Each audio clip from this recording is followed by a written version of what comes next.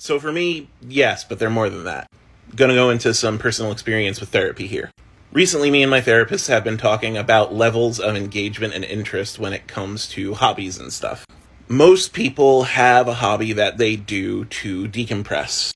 It gets them out of their head, and it's necessary for basically functioning brain meat. You need to do something that isn't just doing your work and responsibilities, or else all you'll do is sit there and dissociate. And fighting games are one of those for me. It gets me out of my head, it gets my hands moving, it is a skill that I could practice. They are incredibly therapeutic. They helped get me through a lot of tough times.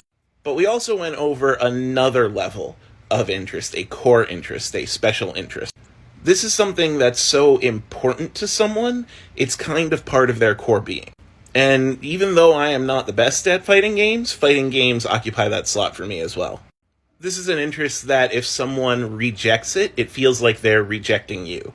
And that sounds stupid and childish, but we do it all the time. If you were an accomplished writer or an author, and someone said, oh, I just don't want to have anything to do with anything you've ever written, I just don't want to even interact with it or think about it, that would kind of hurt.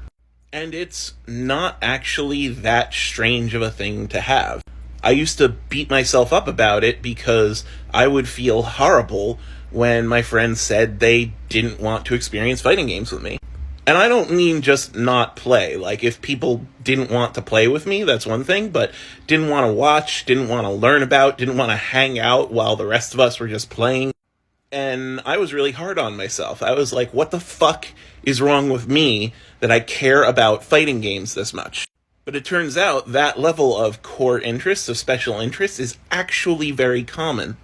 It's just for a lot of people, it's their job, or their favorite sports team, or their pets, or their kids, or their religion. It's just anything that if someone rejected, it would feel like they were rejecting you.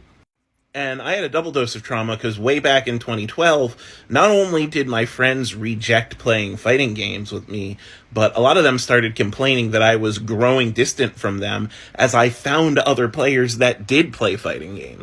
And then I stopped playing fighting games, and then I stopped having that hobby that got me out of my head, and I started to dissociate really bad. And it's taken me until now to really work through that. So just life advice out there, if one of your friends has an interest that you're not into, try to see what they love about it.